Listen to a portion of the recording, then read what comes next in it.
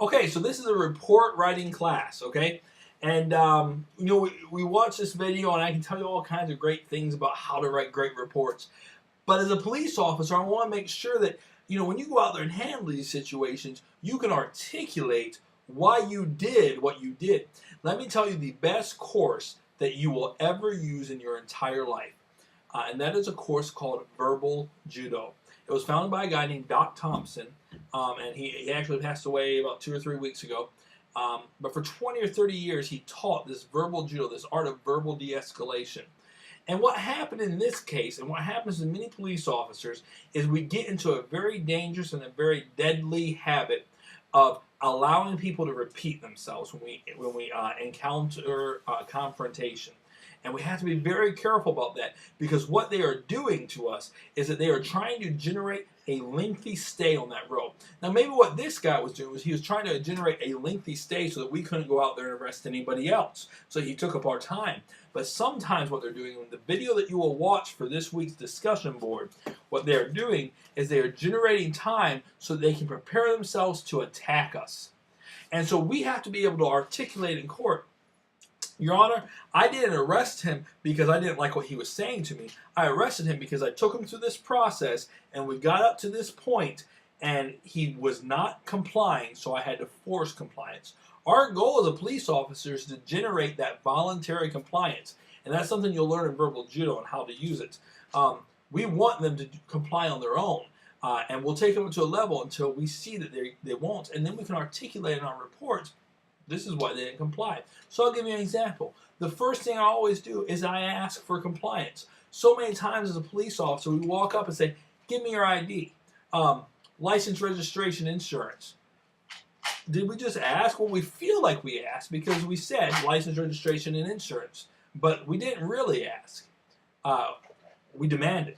So the first thing we need to do is say, good afternoon, sir. My name is Tom Sacinti. I'm with the Marietta College Police Department. May I please see your driver's license today? Does it hurt to ask that? Does it hurt to ask for it? Because everybody's got pride. Everybody wants to feel like they have control over their life. So I want to ask for that item first. The second thing I'm going to do is I'm going to, if he says, no, I'm not going to give you my driver's license, I'm going to explain to him why he needs to give it to me. See, we forget that because we feel like we're cops. We say, you're going to give it to me because I'm a cop and that's what's going to happen. No, we can simply say, sir, I'm a commissioned officer in the state of Ohio. Ohio law requires that you provide me with identification upon a traffic stop. That's all we have to say. Now he's going to start arguing. You're not a police officer to me. You have no authority over me. What is he doing? He's delaying the inevitable, right? And why is he doing it? We don't know. He may be a sneaky person. He may be a bad person trying to hurt us. So we want to make sure we don't allow him to delay that inevitable. We set what we call in verbal judo, we set the context. We explained to him why he had to give us. I am a police officer in the state of Ohio, and Ohio Revised Code says that you have to give this to me. Now, sir, may I please see your driver's license? He still gives us junk. He still keeps running his mouth, right? What are we going to do then? Then we're going to give him some positive options. Now, some of these options aren't positive, okay? But we're going to use the term positive option to put in his mind, hey, listen, I'm getting some positive options here. So I'm going to say something to the effect of, sir, we have a couple great options here. You can provide me with your driver's license, and I can get you on your way as quick as possible. You seem like a very busy man to me. Or you can refuse to provide me with your driver's license. And in that case, I'm required by law to take you into custody, take you down to the police department until I can identify who you are. But I don't want to do that because that's going to take up a lot of my time and a lot of your time. And I'd like to see you get on your way as quick as possible. So a great option would be for you to provide me with that information so I can get you on your way. Sir, what option would you like to choose? Once again, we work on that pride. Everyone's prideful. We're sitting in front of this girl sitting next to us in the car seat, and we want to show her that we're in control. And so the officer says, what do you want to do? Well, great, I get to make a choice. Now, he might say, yeah, screw you, man. I'm going to do what I want to do. That's fine, okay? But we gave him the positive options. We gave him the opportunity to do what was right.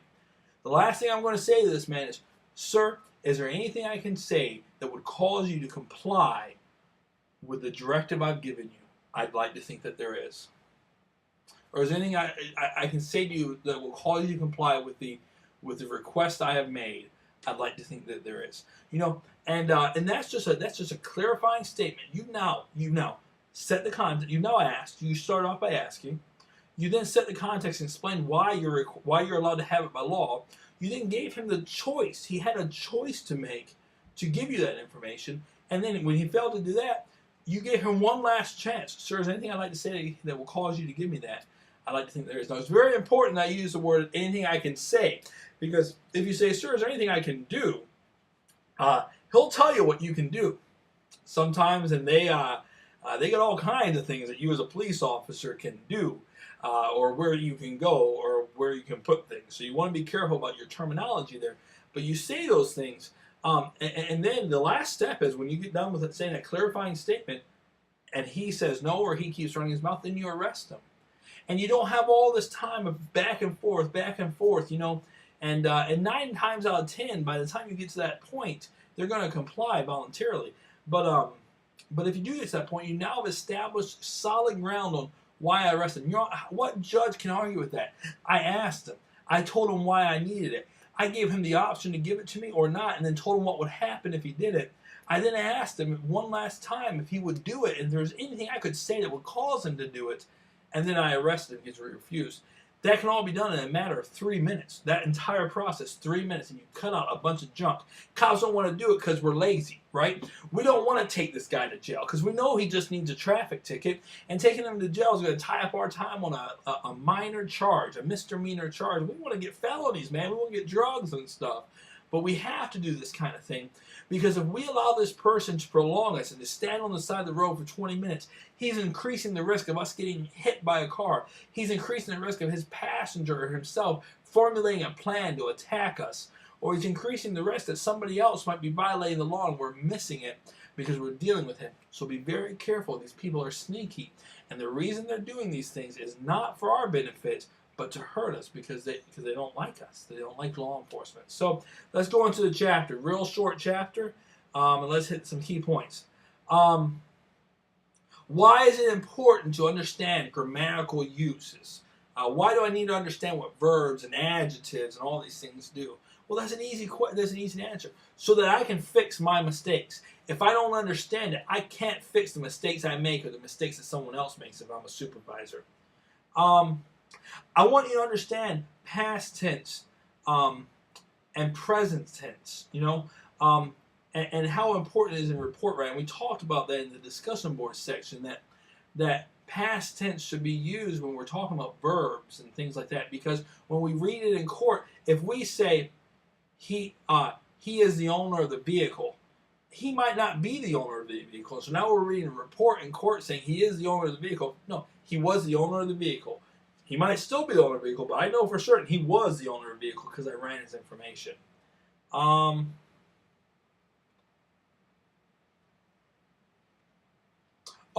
Opinions in the report. We've talked about this time and time again. Opinions.